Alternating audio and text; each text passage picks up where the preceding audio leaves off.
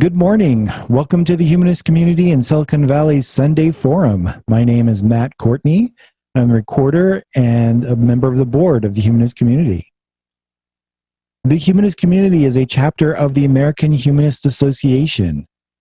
Humanism is a reality-based philosophy of life that affirms our ability and responsibility to lead ethical lives of personal fulfillment that aspire to the greater good. We value freedom, health, happiness, fairness, compassion, and using science and reason to acquire and apply knowledge. If these words describe your thinking, we invite you to become a member of the Humanist community if you have not already done so. Membership forms are available on our website at humanists.org. That's humanist plural.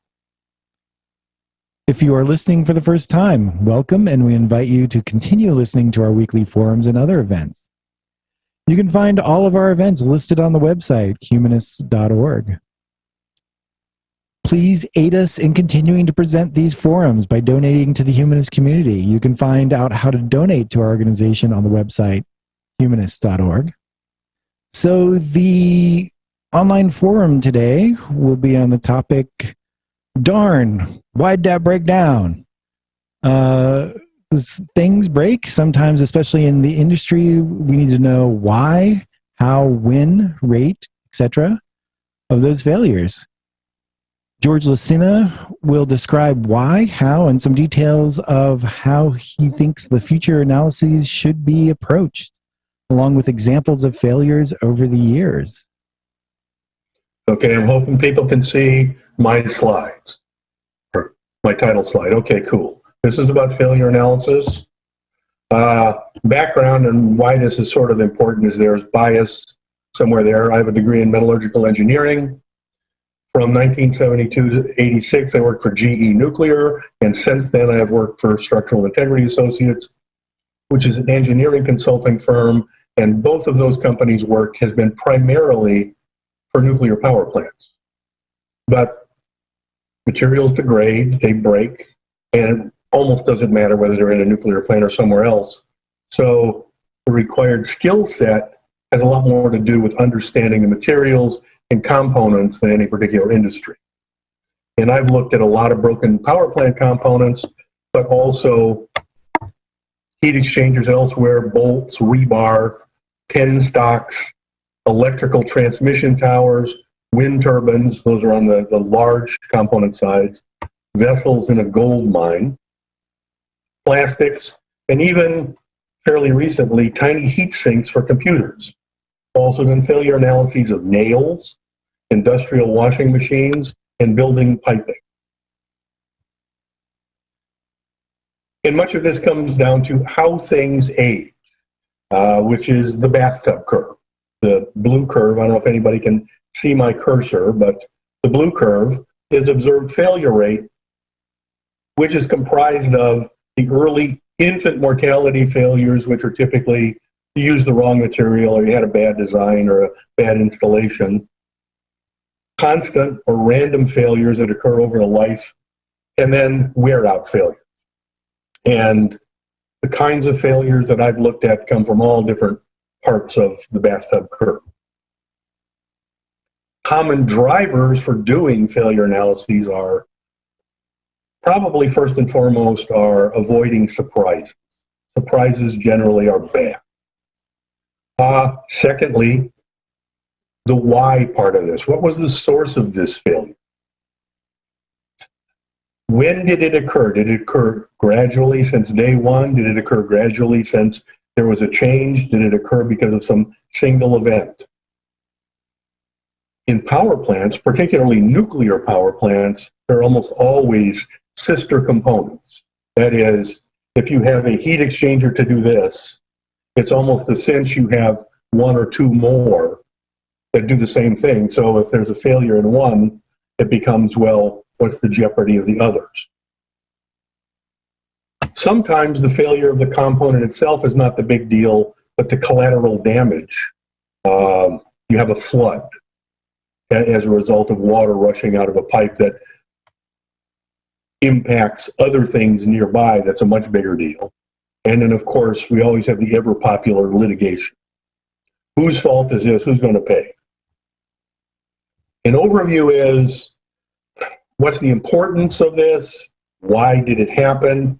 The philosophy, an approach, and I'll probably spend more time than I really ought to on approach. I have a number of examples and then some conclusions, which hopefully will be pretty self-evident. Importance is verifying system or component function and determine the potential jeopardy in terms of structural integrity. Is something going to burst? Or is it just going to leak? Is it going to leak excessively? Will the failure of that component degrade the process?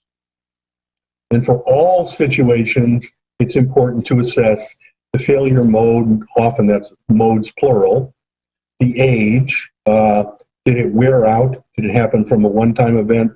Did it begin at a one-time event that wasn't all that long ago? And maybe most importantly, avoiding future failures and mitigating future issues. From the technical side, the why is, well, what's the extent of the condition? I have 3 of these heat exchangers. Are they all 3 in equal jeopardy? How severe is the condition? Am I okay now? And very often the answer to that one is yes. But the bigger question is, am I okay for the near future? And the subset of that is, for how long? That will dictate what the inspection interval needs to be for similar things. From all of these, you can formulate an action plan and ideally construct mitigation approaches that are based on the failure analysis results. General philosophy of failure analysis is avoid preconceived notions. Very often I have to fight with people, including my bosses, who goes, oh, without even looking at something, that's a fatigue failure. If you have a preconceived notion and you determine before you do an analysis, this is why it failed, you have a pretty good chance of being wrong. You have an almost 100% chance of missing out on some maybe more subtle but important information that would really redirect you. You need to collect design information. You need to collect operating history information and operating history.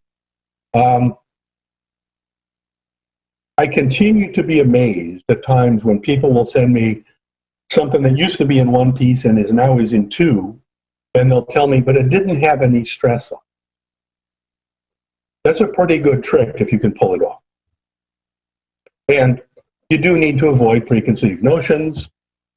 You want to define similar locations. Do non-destructive examination. And again, this comes down to helping to tell you where to cut and, just as importantly, where not to cut. Then we get into the destructive examination and, of course, avoid preconceived notions. The approach will be, you inspect things in the field and or when you receive them, you do non-destructive exams, you look at the background in terms of operation, chemistry, and so forth. For broken pieces, you'll look at the fracture surfaces because they can tell you an awful lot of information. Keep in mind, this is like trying to diagnose why something happened, where you only have this one snapshot in time that this is your only evidence.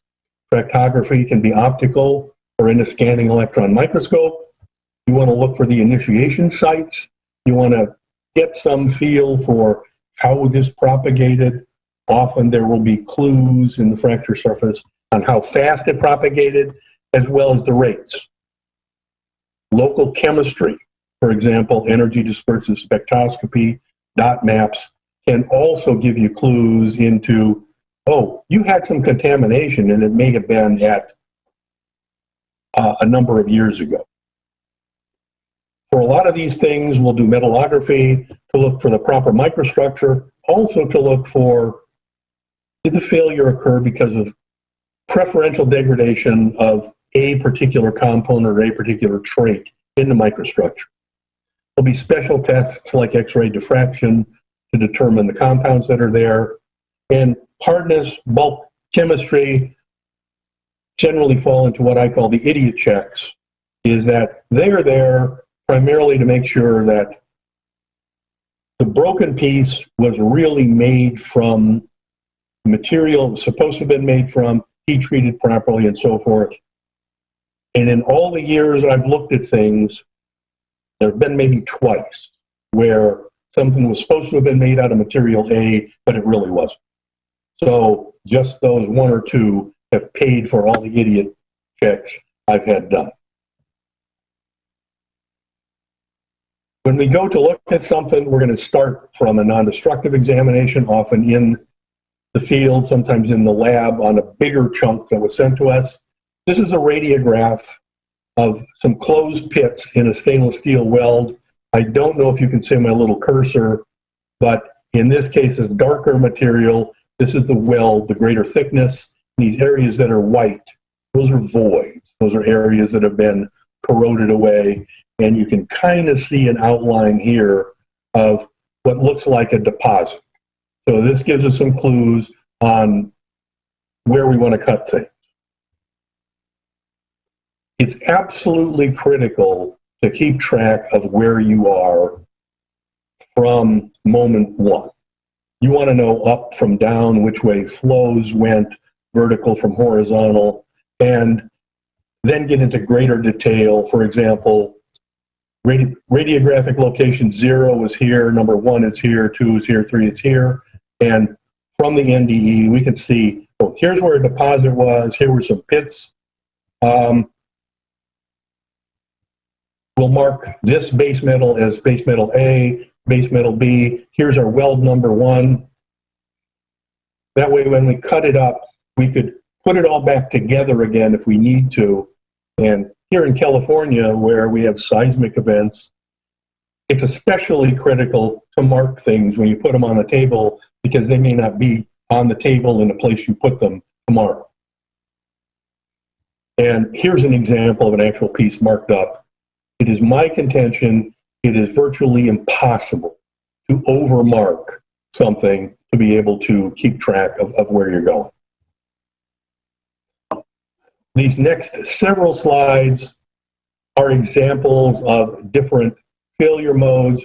Most of them are mine, some of them are from other people, but this is localized corrosion in stainless steel. Sometimes, as we have in this upper left-hand corner, a nearly hemispherical rounded pit. Sometimes we have a more closed pit that, for most NDE methods, this pit would look just like that one, even though the depth and axial run is very different. This is a visual, these are both visuals of the same tube, and it turns out this is actually just one pit that's long and skinny and only penetrated the ID surface of this tube at a couple of locations. But relative to the structural impact of this, it's a long and skinny pit. Copper alloys obviously pit as well, and like the stainless steel pits I showed, they can be relatively deep and narrow, or as you see here, fairly broad and spread out, often with corrosion products around them, and the chemistry of these corrosion products can tell us valuable things about how they got there. Galvanic corrosion, dissimilar metal corrosion, probably anybody who has a house that has galvanized water pipes with some newer copper pipes has some amount of galvanic corrosion going on in the water pipes. This is from a heat exchanger that was retubed. It was originally made from copper alloys. Muntz metal is a copper alloy commonly used in thick sections for tube sheets. The copper tubes failed for one reason or another. They were replaced with Al6X, which is a super austenitic stainless steel, highly corrosion resistant. And after a period of time, the Al6X tubes were in great shape. But because of the galvanic couple created, you can see the tube sheet is beginning to disappear. De-alloying or selective leaching is something that's common to copper alloys as well as to cast irons.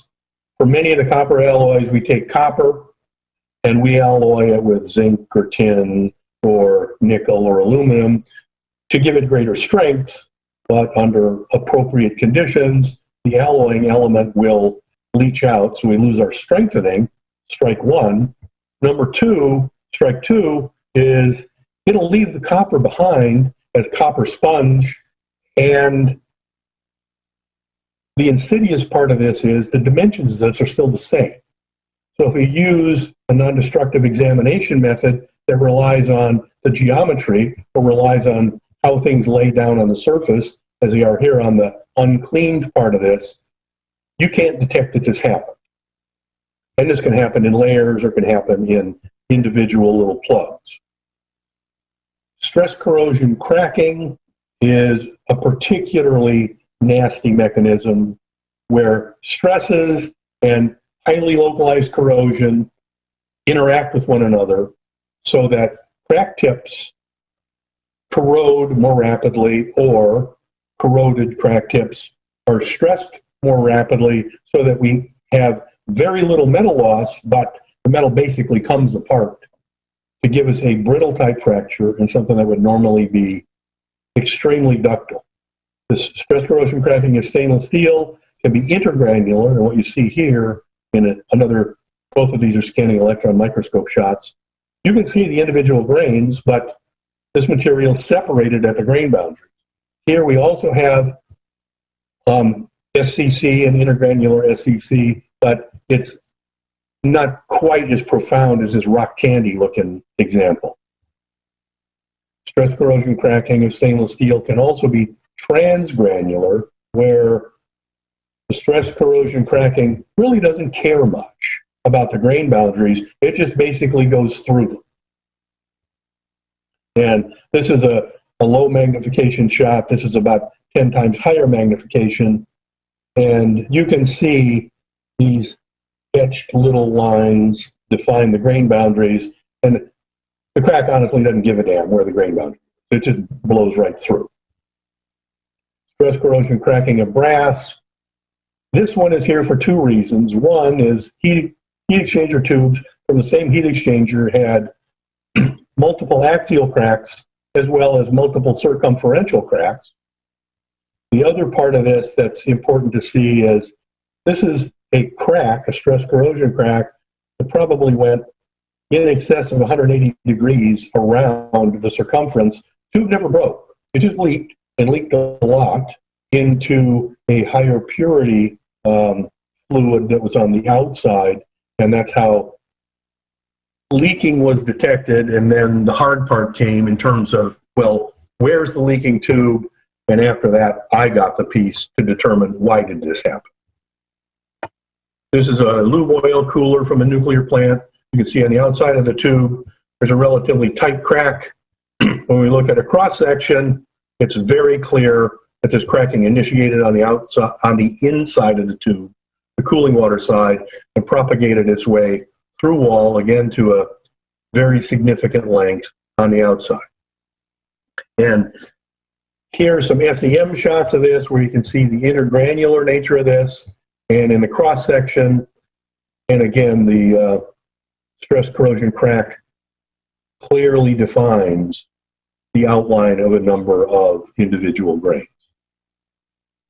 Erosion, corrosion of copper and copper alloys is quite common. Copper's pretty soft, copper alloys are pretty soft, and their corrosion products don't adhere very well, so it's easy to wash them off.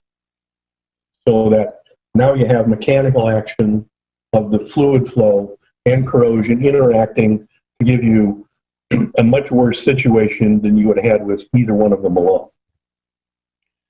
Here's some more examples from 9010 copper nickel and an Admiralty tube.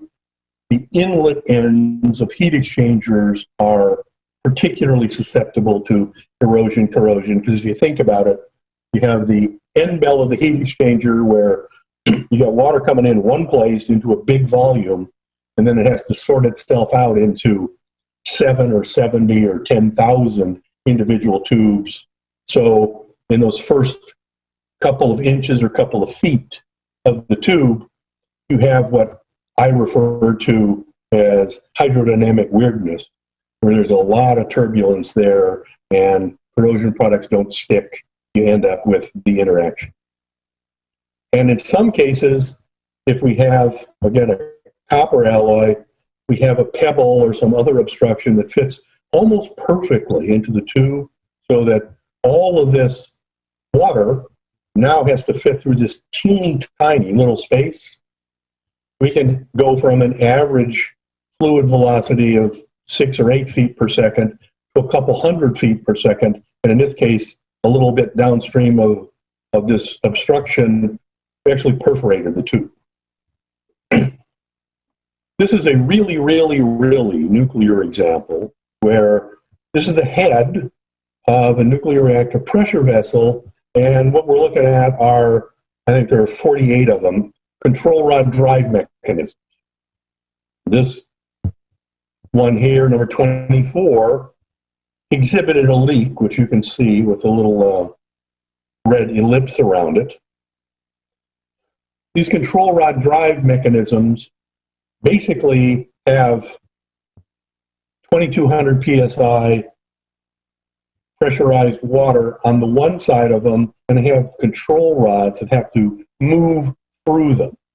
So they have very, very close tolerances, and those mating surfaces are typically made up of weld metal that's laid onto the inside of these tubes that's then machined very precisely, polished very precisely, so you get a very tight fit that will serve as a 2200 psi pressure boundary. And when we look at this, we see that this hole is right at the edge of a weld. Our objective was to do all of this stuff, and primarily this was a, what about some of the sister components?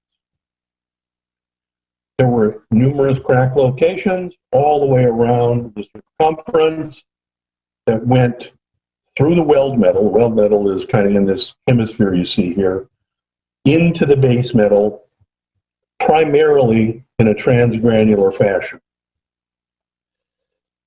Transgranular stress corrosion cracking is identified by the morphology, the location of the cracking, and sort of an odd and unfortunate circumstance for pressurized water reactors is that they have experienced transgranular SCC often at high points in the reactor, like these CRDMs, where oxygen and contaminants can be retained following the head having been removed for refueling. You put it back on, there's some amount of trapped oxygen in there, there's some amount of trapped contaminant in there, probably far less than a pound, less than a couple of grams, but as nature will often do, it finds its way to a place where there's a high stress and you can get the TGSCC. We saw 9 cracks. Most of them had 6 beach marks, where beach marks generally define start and stop events. Interestingly, there were 6 refueling outages since 2001, the last time these things were inspected in detail. The beach mark spacings were very consistent, and if we assume that each band represents a growth for a period of time of a single fuel cycle, we could come up with an apparent crack growth rate. This is the crack surface, and you see the beach marks. They are spaced very evenly, at least until you get to the last 2. And the results basically came down to the initiation of all cracks was in weld-only material, material that's put on there, we machined to give you the very close fit. It was purely transgranular, and there was no evidence of fatigue. And here's an extremely boring chart of crack growth that we looked at for each crack. And kind of the interesting thing here is that the apparent crack growth rates through the thickness are really pretty consistent. Summary of the crack features, you've seen some of this. And the crack growth rates that we got working our way backwards from the physical evidence of the fracture surface were really very consistent with crack growth rates published from lab studies TGSCC. Moving now into the dirtier part of the plant, the raw water part of the plant. This is a cement lined carbon steel pipe that has river water that goes through it. We can see slime and corrosion products on this. Here's a carbon steel dilution line where this area marks a hole that goes right through the weld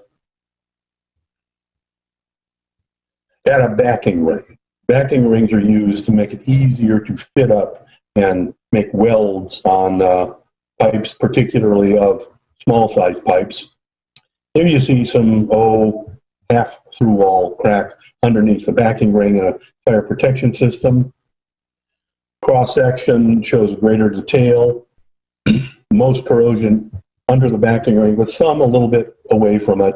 And one of the things you also see in this one is that the thicknesses of these two areas didn't match, and they also didn't line up all that well, even with the backing ring. I like to show this one, also a carbon steel weld. This used to be a backing ring, and it's corroded mostly away. I like to show this one because it's mostly through wall in this particular plane, but this is also the ugliest weld I have ever seen. Metallographically, we have evidence of about 6 repairs on this weld. So hopefully somebody got fired for this. This is microbiologically influenced corrosion in a fire protection system, where one of the other clues that often comes to us is that we pop off a little bit of corrosion product and there's very shiny metal underneath. That means that the corrosion was still active when this came out of service. Here's some microbiologically influenced corrosion from a different fire protection system with a very different characteristic, very thick corrosion products on it. And actually, when I swabbed this surface and took samples, microbiological samples from a number of these layers, there really wasn't any microbiological activity there. It wasn't until I sent this out for X-ray diffraction, and some of these innermost layers had way more sulfur in them than they should have. I then took a piece of this oldest and dirtiest piece, did a sulfate-reducing bacteria test on it, and did find quite a bit of SRB activity. This is microbiologically influenced corrosion of stainless steel weld metal, where we have a skeleton structure. Weld metal in stainless steel is typically, the composition is set up so that you end up with an austenite and ferrite grain structure, primarily to avoid the hot cracking. And what we see is preferential attack of the austenite, basically all the austenite's gone, leaving behind this lacy skeleton, almost pretty looking structure. These next couple of slides are all from the same example. These are pits in stainless steel welds in a vessel that barely had any service time on it.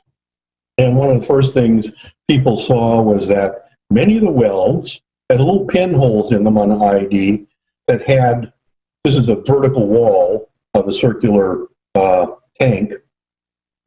Most of the time on stainless steel or anything else, when there are corrosion products, we can easily separate up from down because the corrosion products are more dense than the water and they trickle down. This is the first one I ever saw where we had those markings both down and up. Looking at the ID a little closer, you see we have lots of pits in the weld metal, typically on the fusion line, which is where the weld metal joins to the base metal, as well as some out here in this heat-tinted area. In cross-section, we might have had little pits that were visible visually from the ID, but there was a whole lot of material missing where, well, I would say half of this weld bead was gone, although visual inspection would have never given us that clue.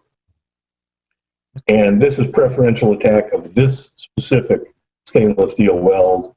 One of the other reasons I put this in here is back about 25 or 35 years ago, this picture, well, this is not my picture. This picture was on the cover of the journal Nature. These are some pits in a stainless steel demineralized water line that never made it to surface.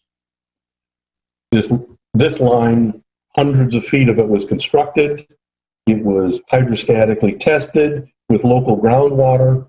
It was drained, but it wasn't necessarily dried. And you can actually see evidence of where puddles were.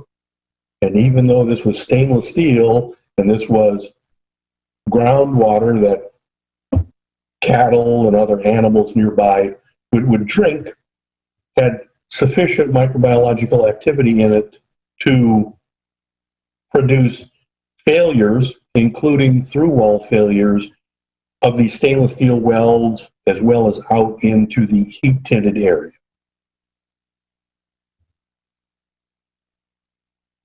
This is pitting from another stainless steel pipe, and in this case, it's away from welds. This is a separate pre-service stainless steel microbiologically influenced corrosion weld failure. And the diagnosis was, yes, this was indeed MIC. We had a pretty good idea why this happened, how it happened. And one of the other things that we did was that we were able to demonstrate that a remote visual exam would help to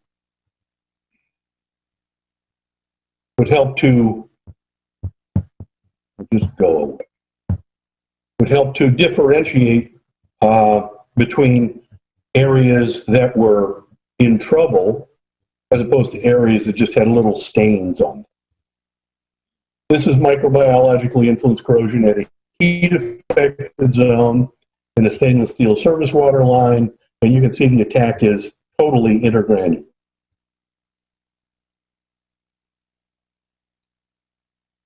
From another nuclear plant, this is the diesel generator lube oil line. Here you see the flange, elbow. There's another flange that's under this irritating damn pop-up that I have. Here's a photo from the field, and you can see the crack at the toe of the weld on the elbow side of this component. Receipt inspection, this is what it looked like when I got it. We made some additional markings on it to help us define cut locations. Here's a cut piece, and we can see on the ID, the through-wall cracks length. We can also see the heat tint from the heat of welding. And this is the fracture surface. On the flange side and on the elbow side, it's pretty clear that this propagated from the outside in, although the length of crack on the outside here and inside were about the same. So that this was something that went on for a long period of time. Think of bending the paper clip repeatedly. It's kind of hard to tell which side you bent first. Identifying areas to be examined in the SEM.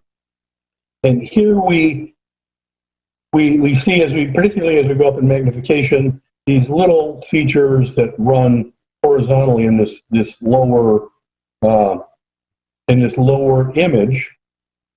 These are called fatigue striations, and they give us some feel, clearly give us some feel for which direction the crack is going. Crack is propagating. It's propagating at 90 degrees to the striations, but the striation spacing also gives us some clue as to how fast things are going.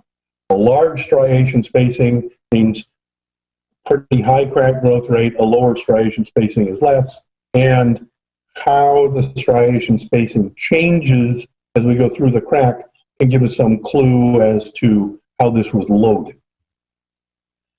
Here's more SEM shots, and again, you see striations in all of these. The lower right-hand picture is particularly good, until we get out into the ductile overload part, where here we see sort of these numerous cup and cone fractures. Metallography of the flange and weld, although this was a less than perfect weld where we had a little bit of a void where these two weld beads, one from the outside, one from the inside, were supposed to meet. That probably didn't have any effect on this, which was initiated from this area, although not in this plane. Striation spacings here were really pretty consistent, except at areas that were near the crack tip but not at the crack tip.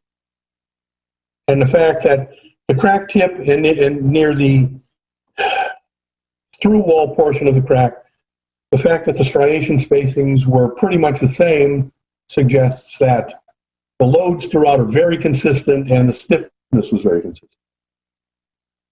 These are microstructures. Again, this is part of the idiot check, is that yes, these are normal microstructures for the elbow and the flange.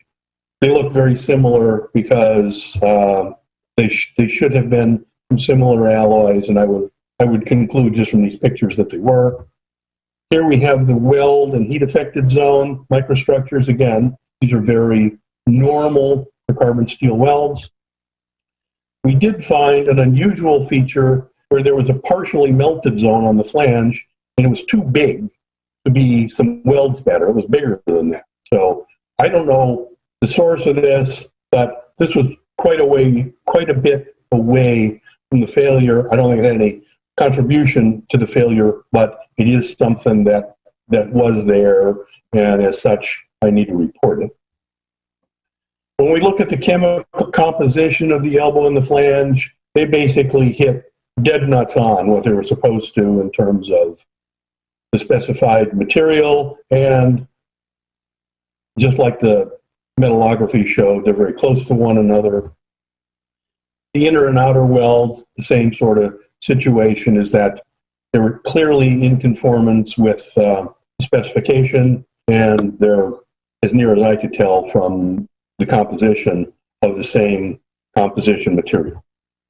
Conclusions: weld profiles were reasonable.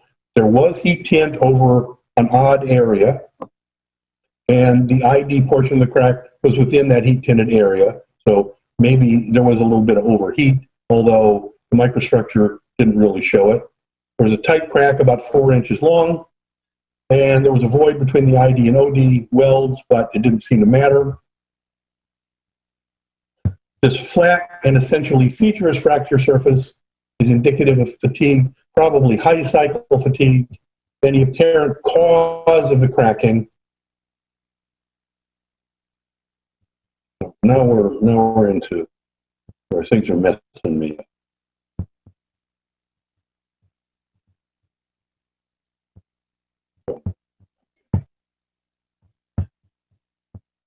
Apparent cause was bending of the elbow at the elbow to flange weld in a vertical plane. No evidence of rotation, but minor rotations could have influenced it. This next example is from a boiler, maybe 160 feet tall, 80 feet more or less square. The failure occurred near the top in what are called water walls. Boilers are often made of water wall tubes, which are a number of vertical tubes that are joined to one another by a welded membrane that make up the walls of the boiler. The fire is inside. Water comes in the bottom, goes out the top. Some of that water boils. It's separated. The steam and the water are separated in the steam drum. The steam goes to superheaters and reheaters and into the turbine. The water is recycled so that you don't have to start from scratch all the time. The reason I was asked to do this failure analysis is that when this failure occurred, it blew a piece of insulation about the size of a typical room door into town, which is about a quarter mile away. The other part of it was this failure whistled for about 2 days. And when you think of these water wall tubes, the imagery that comes to me is they're kind of like a bamboo curtain, so that when you hold it and don't do anything to it, all the bamboo pieces lay nice and straight. But whenever anything happens, the wind blows, or you breathe on it hard, or in the case of this boiler, you start up the boiler, or you shut it down, or there are temperature gradients, the bamboo pieces, or these water wall tubes, they're trying to go 6 ways at once, all independent of one another. So the magic in all of this is how you tie them horizontally, much the way you would do with a bamboo curtain. So here's where the failure was, about 130, 140 feet up off the ground, very near the corner, which, as would be expected, would be the most restrained area, so the stresses would be the highest. I always like to show this picture because this is the greatest success I ever had using a mirror to show a crack or something that I couldn't otherwise have line of sight on. You can see a pretty big crack that's back behind this support, which is called a buck stay. And at one of the other buck stays, that channel weld had broken. So there was a lot going on here. These are some of the pieces I had to work with. Radiography gave us pictures of, we took double wall shots for the most part to help us identify where cracks were. And when we had access to it, we took single wall shots. And this is the section with the rupture. And this is a pretty big rupture. And you can see it's 6 or 7 inches long. So yes, a lot of force was generated. This is probably a 2,000 PSI boiler. So it would be likely that a piece of insulation would be blown off and possibly into town. Here's another picture where you can kind of look through and get a better view of the membranes as well as how the rupture occurred. But one of the things that this failure analysis helped show is from about here to about here, that through-wall crack had existed for some amount of time, well before the crack had grown to a greater length and actually caused the rupture. And I had a very difficult time convincing the boiler owner that that was the case. He said, oh, no. We go and we walk this down every shift. Well, what do? Well, we listen. Well, you listen for steam leaks that are on the other side of insulation. You might very well have steam leaks that are occurring that you just can't hear. Maybe you use a better tool. After this occurred and this water wall was repaired and everything else, they began to use an ultrasonic gun where they, in essence, listened with ultrasound for steam leaks. And one of the things that they found, lo and behold, was they had about 3 or 4 other little leaks elsewhere around the boiler. These are oxides on the crack face. Clearly, they've been there for a while. You don't get this much corrosion product in a couple of days. Here's a crack in tube number 2 at the 140-foot elevation. Another example of how the crack went transgranular across the microstructure. And what we found was that we actually had multiple cracks that just weren't all the way through wall. The diagnosis on this, based on the transgranular nature and these starts and stops, this shows even better. You have crack growth, and then the crack stops for a while and just corrodes. So you end up with a round area. Then the crack propagates, then it propagates again under different conditions. And these starts and stops are consistent with corrosion fatigue of carbon steel, where when we talk about the fatigue, it's not the high frequency vibrational kind of fatigue. It's kind of the breathing sort of things you get from this boiler when it starts up and shuts down. And continuing on, here we have an etched microstructure, and we can see even though these cracks aren't particularly sharp, they are growing oxide at their tips. This is out in the dirtier water part of a plant. This is an as-received service water pipe. Service water typically is cooling water that cools everything except the main condenser in a power plant. When we got this piece in, we did ultrasonic thickness on it, primarily to provide us with a guide on where to cut. And you see in this lower image, you can see where the deepest penetrations were. So we aimed our cutting planes accordingly, as shown by the dashes. Here's the inside of this, both right after we cut it and after we bead blast cleaned it.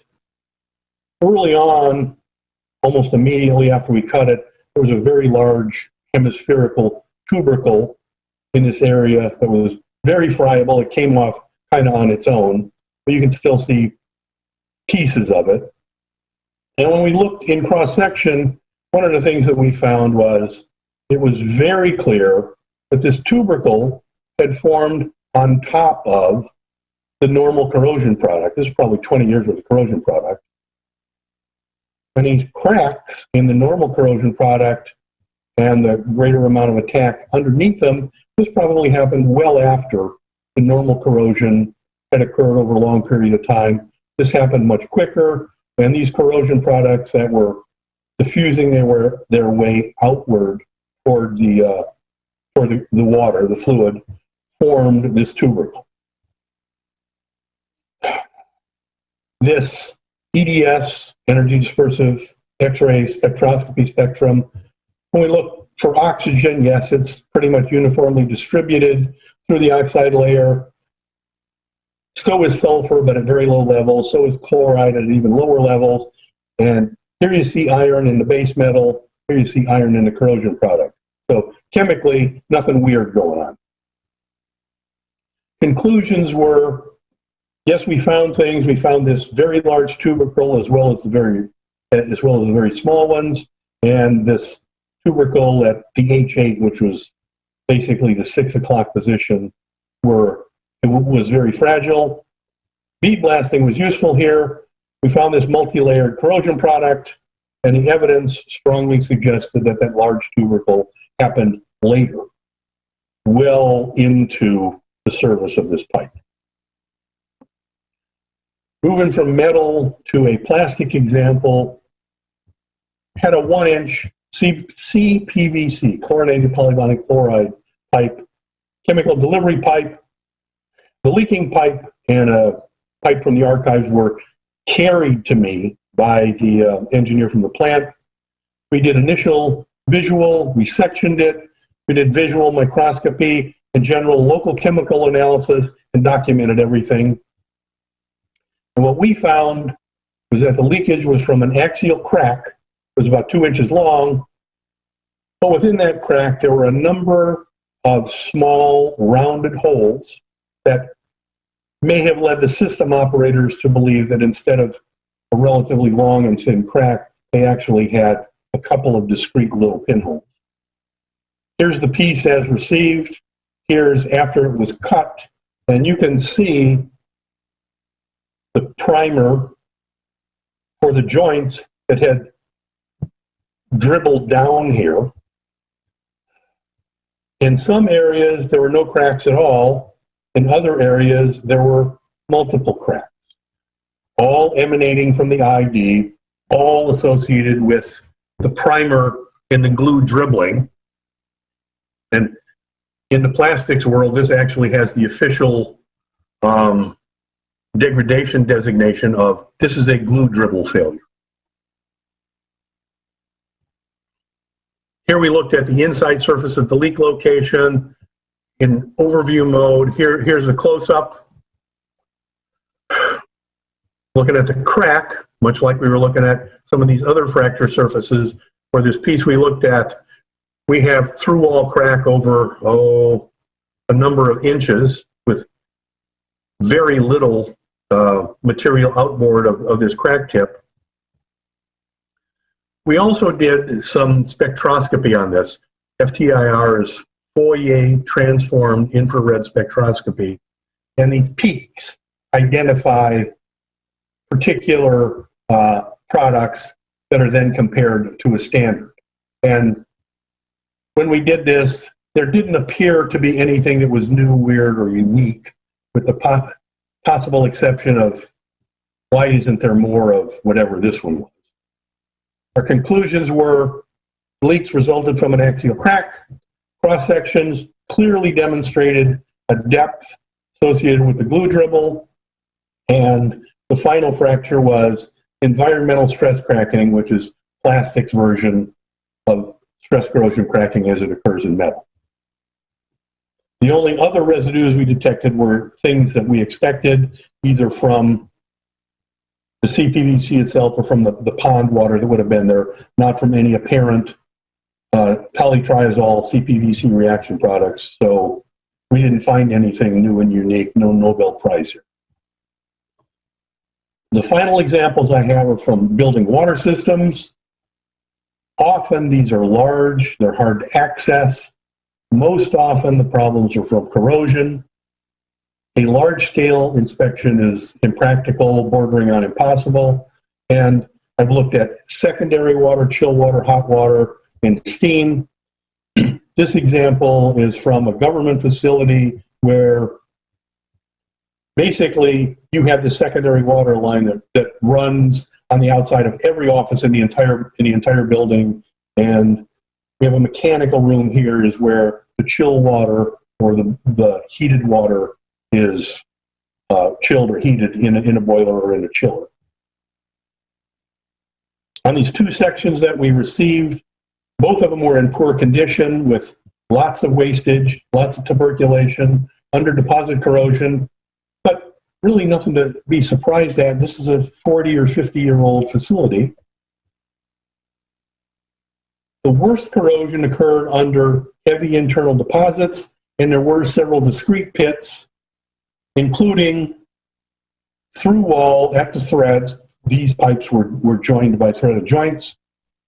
There was a little bit of chlorine and sulfur in some of the pits, and the corrosion products were generally goethite and magnetite and siderite, which are all pretty common.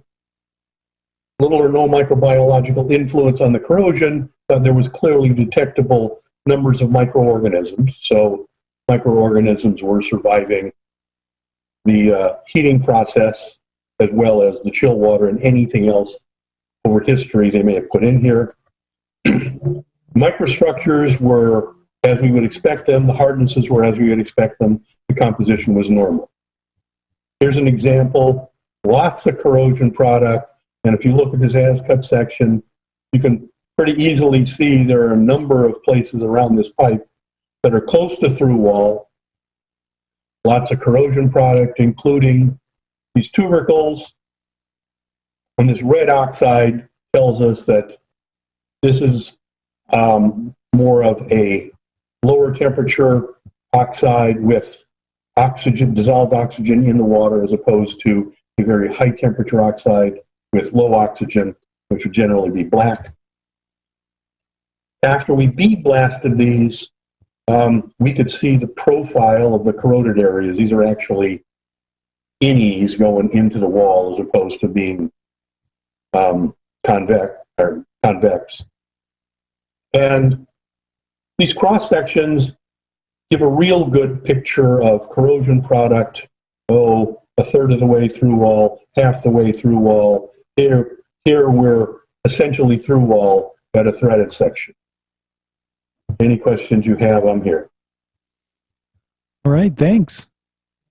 Okay, so after you've done all this analysis and reported it to whoever holds these materials, how often are the results surprises to them, and how often are they say, oh yeah, we understand that? And when there's surprises, does this lead to different ways of repairing and even maybe different design? Working your question from the working it backwards. Ideally, there shouldn't be surprises, although in many cases they're always surprised. Sometimes they're shocked. Sometimes the mechanisms that are identified are things they don't want to hear, and recommendations are almost always things they don't want to hear. But if I separate owners into two bins of smart owners and dumb owners, the smart owners take the information and they apply it and go do inspections, sin no more, whatever it might be. The dumb owners sometimes will fight me for a long time. And does it ever lead sometimes the dumb owners are my boss. Okay, I've experienced that too. So does it? Oh crap! Now I lost. Uh-oh. Froze. Okay. Coming back? Doesn't look like it. I think we lost him. Go ahead. Nope. He's back. I muted him. So has this led to different designs in the nuclear power plants? Sometimes. You know, in terms of the nuclear steam supply systems, sometimes there will be little tweaks. More often, there will be material changes or process changes so that a material that was considered good, history has proven it to be not as good as was thought to be, and people improve materials, or they improve their welding practices, they improve their cleaning practices, they improve their inspections, so that things continue to get better. Okay. I've also heard people argue that fourth generation nuclear power plants are better than the older ones. Have you had any experience with them? There aren't any fourth generation nuclear power plants, but you know, they're all on paper right now. But in most cases, the fourth generation plants have been really pretty good about applying lessons learned from the first and second generation plants, so that materials that were shown to be significantly improved materials over the earlier ones that failed at 20 years when they weren't supposed to fail in 40, that's the base case now. Okay. In terms of moving parts and things, I can't comment on that. Okay. Just one more question, which is decades ago, 30, 40, I don't know, a long time ago, I saw a debate about the safety of nuclear power plants between two MIT physicists, Kendall and Rasmussen, and where Kendall was saying they're not nearly that safe, and Rasmussen was saying they're quite safe. Have you ever heard of this debate? I have. And have you seen the debate? I think I've seen pieces of it. I've seen excerpts from it.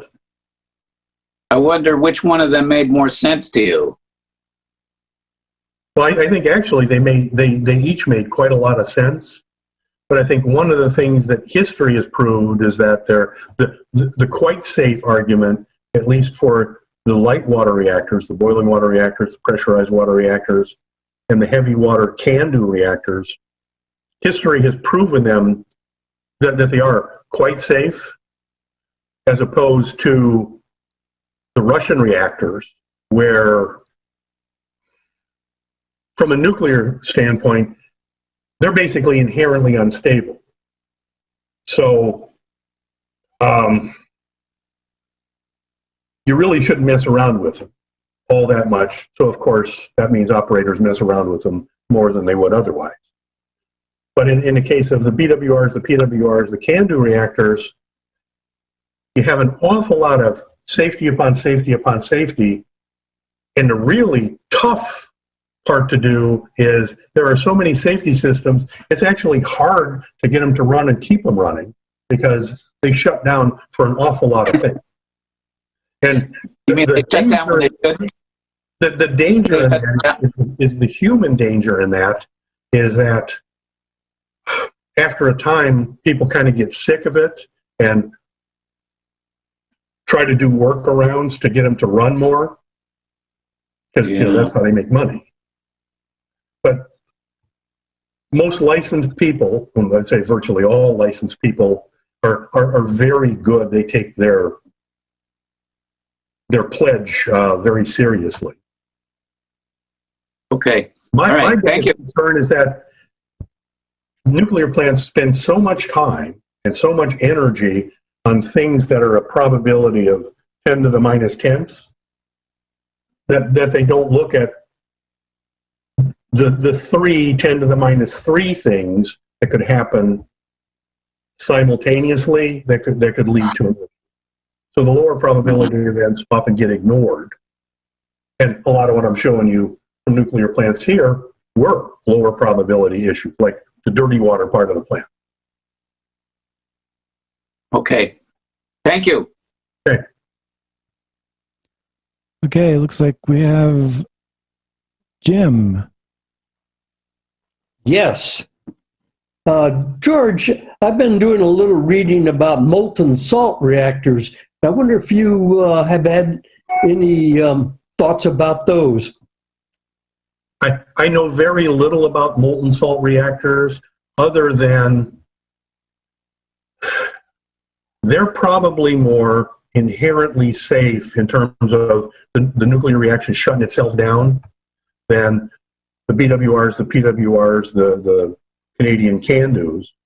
But early on, when I first went to work, I worked for GE in the liquid metal cooled fast breeder reactor group, where instead of water as your coolant for the nuclear fuel, you had liquid sodium that then exchanged its heat with water. Well, when you go back to the 3rd grade, you do the little Dixie cup with water in it, and you put a piece of solid sodium in it, and it smokes and spins around. Okay, imagine that at about 1,000 psi and 900 degrees F, so that steam generator with sodium on one side and water on the other side, if you get even a tiny little leak in it, it makes the damnedest cutting torch you've ever seen. But there was a lot of energy expended on compatibility of materials with sodium. And basically, except for the vacuum in outer space, sodium relative to metals is about the most benign thing you can deal with. I'm not so sure that that amount of work has been done for molten salt with all the things it may come in contact with. And again, I'm coming at this from a metallurgical engineering perspective, so that's number 1 on my list. I'm not satisfied. I don't work in that. I'm never going to work in that. So I care less. But they could certainly be a thing of the future, and a molten salt thorium reactor, at least from the nuclear side, would be a whole lot nuclear safer than other things. Whether it would be efficient, whether it would be effective, whether it would be economically viable, I don't know. Thank you. Okay, Herman. Looks like you're going to have to unmute yourself, Herman.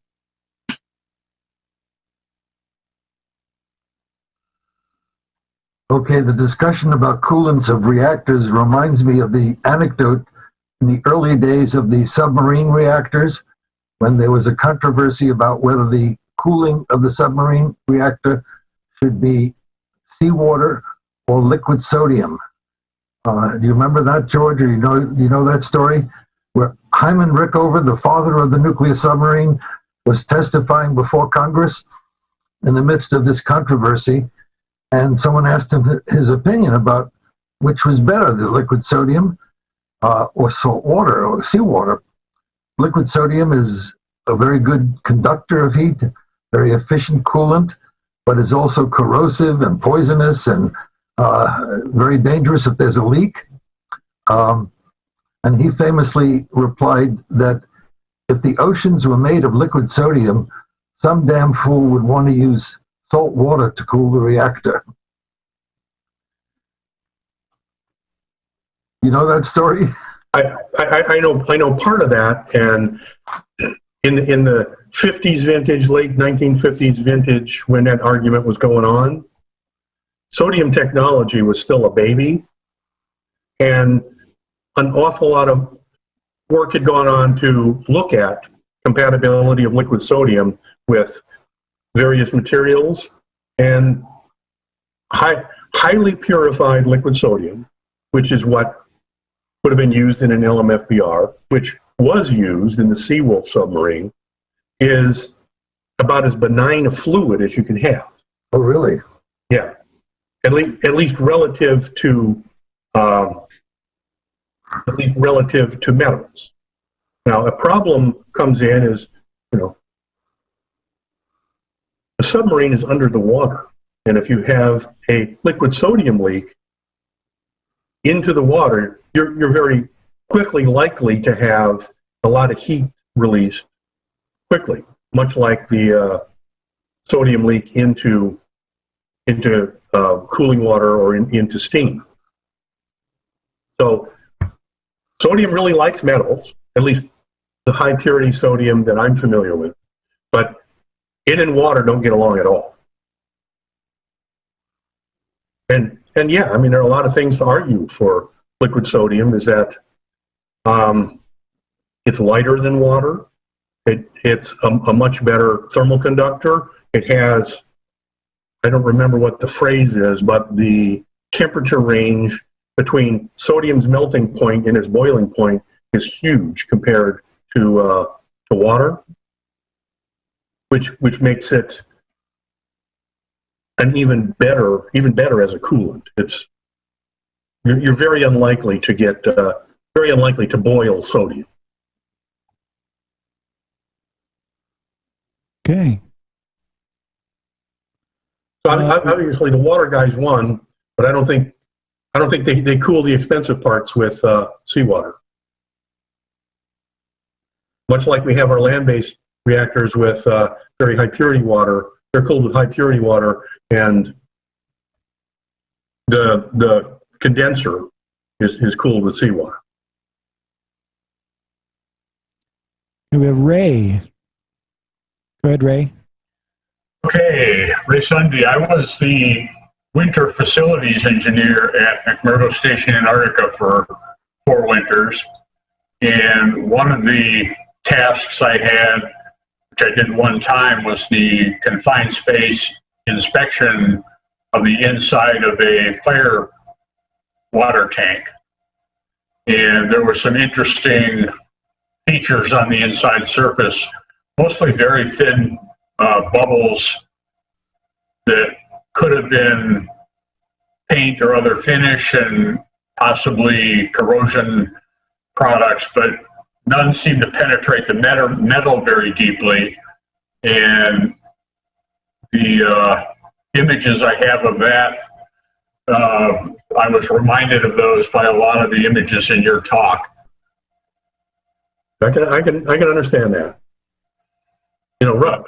Rust is rust. Yeah, I wanted them to scrape and clean the inside surface and repaint it, and they decided to just let it go. Well, and depending on how often somebody's doing that inspection, that might not have been a bad decision. But if those inspections are done like every 20 years or whatever, it might not be such a good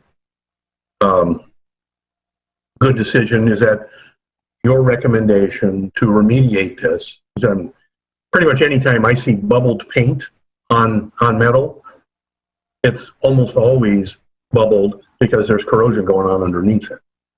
Right. Yeah, I think mine was the first inspection since the tank was installed, and I don't know if they have since done any remediation or re-inspected, but that was a few years ago now. Okay. But I think your recommendation was a good one, and depending on re-inspection interval, their decision might have been okay with me. Yeah, I think it was partly a safety concern. The people that would have been doing it were not trained in working in that kind of confined space environment, and there may have been lead in the paint or I don't know what. And That painting, probably weighed into their decision. painting in a confined space, you know, is a whole nother level of issues. Right. Okay. Chip Hunt.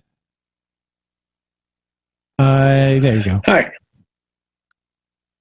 Hello. Hello. I'm enjoying your Zoom meeting. Your slides were wonderful. It's well documented. There was something missing right at the break between when you were speaking and the question started, and that was the roar of applause. I would like all of us to wave at our cameras and give George the roar of applause that he was denied. Thank you very much for your work. I personally rode a 594 class submarine to Yemen and back, and I was waiting for you to get into anything with the Westinghouse PWR that I know so well. Did that one have its own set of crack issues, or did they get that one right? The one and only one that I showed at the beginning, Yeah. that particular plant did have the pressurized water stress corrosion cracking that all the rest of the PWRs have had over an extended period of time. But the cracking that I showed was from a different mechanism, which was from an operating issue where you leave a little bit of residual contamination in there every time you take the head off. And those upper levels of the head are subject to the occasional failures by that mechanism, which is different than what the steam generator tubes and the hot leg and cold leg PWR piping see. Thank you. All right. I'm thinking that's Jerry. Dana. Dana. Okay. Oh, hi. Yeah, I had a question about ceramic surfaces. And I don't know if those are very common in the kind of pipes and so on. But when I was living in Germany, I worked in a chemistry lab that was experimenting with sputtering ceramic surfaces onto metal. And I was wondering if the ceramic surfaces were less resistant to things like salt.